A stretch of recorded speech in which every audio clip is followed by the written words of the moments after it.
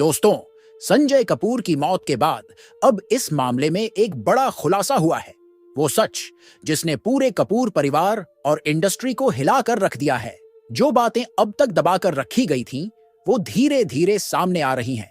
इस वीडियो में हम आपको पूरी सच्चाई और वो सारे पहलू बताएंगे जिनके बारे में शायद ही किसी ने खुलकर बात की हो। इसलिए वीडियो को लाइक करें और इसे अंत तक जरूर देखें ताकि कोई भी अहम जानकारी आपसे छूट न जाए। लंदन की एक ठंडी दोपहर 12 जून 2025 एक पोलो मैच चल रहा था। मैदान में घोड़े दौड़ रहे थे। तालियों और शोर के बीच अचानक सब कुछ थम गया। सोनाकॉम स्टार के चेयरमैन और भारत की ऑटो इंडस्ट्री का बड़ा नाम संजय कपूर अचानक घोड़े से नीचे गिर पड़े। खबर आई कि उन्हें मधुमक्खी ने काट लिया और रास्ते में अस्पताल ले जाते वक्त उनका दिल धड़कना बंद कर गया। कुछ ही घंटों में यह खबर भारत पहुंची और कपूर परिवार के साथ पूरी इंडस्ट्री में सदमे की लहर दौड़ गई। लेकिन असली हलचल तब शुरू हुई जब मातृशक्ति रानी कपूर सामने आईं। उनका चेहरा गम में डूबा था, लेकिन उनकी आंखों में सवाल थे।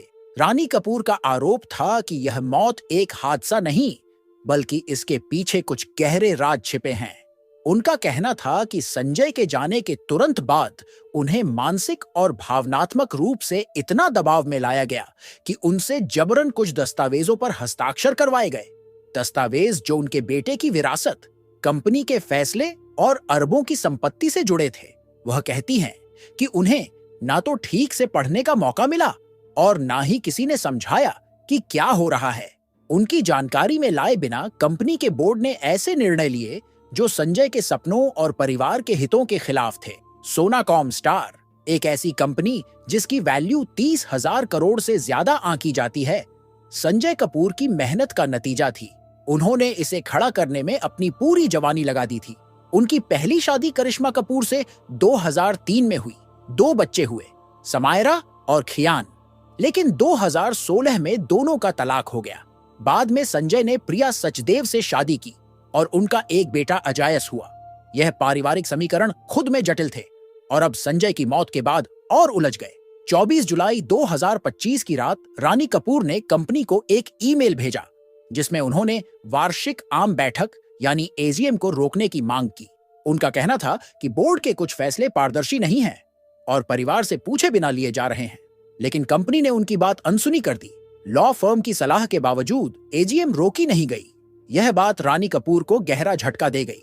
इसके बाद रानी कपूर ने प्रेस के सामने खुला खत जारी किया। इस खत ने आग की तरह माहौल बदल दिया। उन्होंने साफ कहा कि संजय की मृत्यु के बाद जो भी कदम उठाए गए उनमें पारदर्शिता का अभाव था और कुछ लोग इस मौके का फायदा उठा रहे थे। उन्होंने सीधे संजय की दूसरी पत्नी प्रिया सचदेव का नाम लिया और आरोप लगाया कि उनके और उनके करीबियों ने उन्हें यानी संजय की मां को कंपनी और फैसलों से बाहर रखा।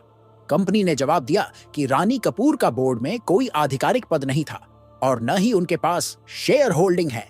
2019 के बाद से वह बोर्ड से बाहर थीं, लेकिन रानी कपूर का कहना है कि उन्होंने अपने नाम पर हिस्सेदारी बहुत पहले ली थी और उसी पूंजी से यह साम्राज्य खड़ा हुआ। वह दावा करती हैं कि सच्चाई सामने लाने के लिए वह किसी भी हद तक जाएंगी। सवाल सिर्फ व्यावसायिक नहीं बल्कि भावनात्मक भी है। एक मां अपने बेटे के लिए इंसाफ चाहती है। वह कहती हैं कि जब तक वह मीटिंग में पहुंचती तब तक कई अहम फैसले ले लिए जाते और उन्हें बस औपचारिक मेल या टेक्स्ट से सूचित कर दिया जाता।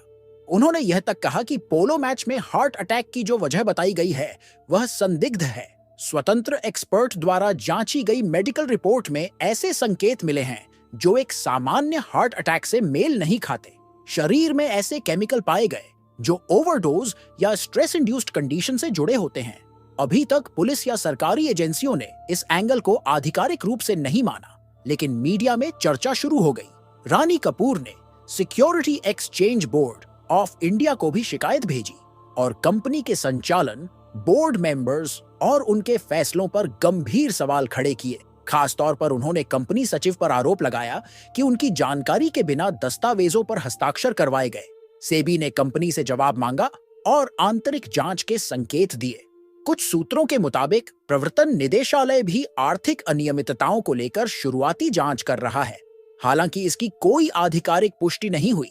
सिर्फ कानूनी नहीं, पारिवारिक टकराव भी सामने आ रहा है।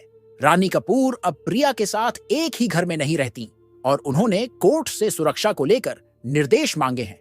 उनका आरोप है कि उन्हें मानसिक रूप से परेशान किया जा रहा है और डराने की कोशिश हो रही है।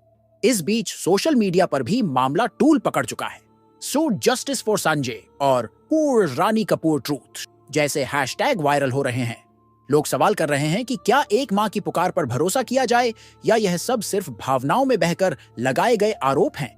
एक और परत जुड़ती है जब पता चलता है कि रानी कपूर ने अमेरिका की एक निजी जांच एजेंसी को भी जांच का जिम्मा सौंप दिया है। टीम आने वाले हफ्तों में लंदन के उस पोलो क्लब का दौरा करेगी। सीसीटीवी फुटेज, मेडिकल स्टाफ के बयान और हर उस सबूत को खंगालेगी जो संजय की मौत के सच तक पहुंचा सके।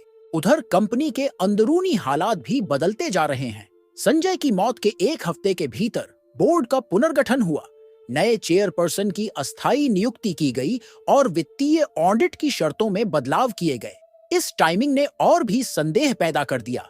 मार्केट ने भी इन घटनाओं पर प्रतिक्रिया दी और शेयरों में गिरावट दर्ज की गई। निवेशकों को कंपनी की स्थिरता पर सवाल उठाने पड़े। अब पारिवारिक स्तर पर एक और सवाल खड़ा होता है, वारिस कौन होगा?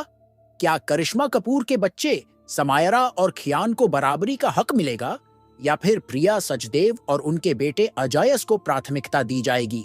कानूनी विशेषज्ञों का कहना है कि अगर रानी कपूर के आरोप कोर्ट में साबित होते हैं और यह सिद्ध हो जाता है कि दस्तावेज दबाव में साइन करवाए गए, तो पूरी प्रक्रिया शून्य घोषित की जा सकती है।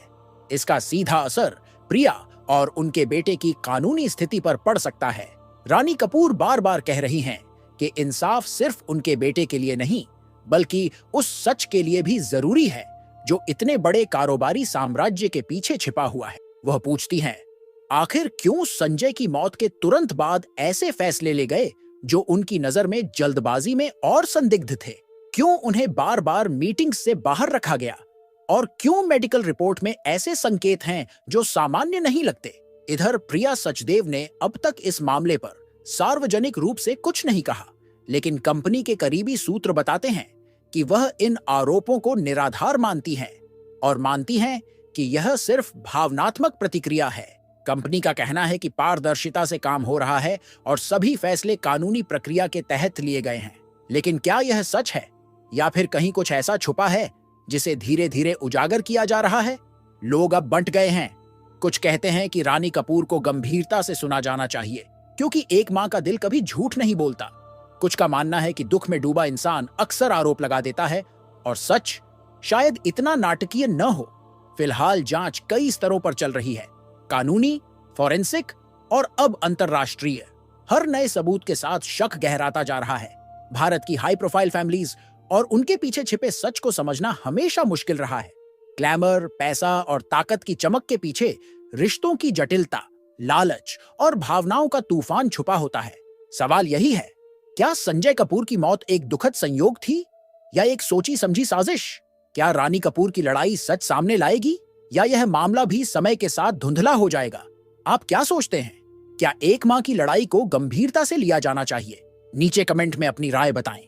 अगर यह विश्लेषण आपको महत्वपूर्ण लगा तो वीडियो को लाइक करें, शेयर करें और सब्सक्राइब करें, क्योंकि आगे हम लाएंगे ऐसे और खुलासे जो आपको सोचने पर मजबूर कर देंगे।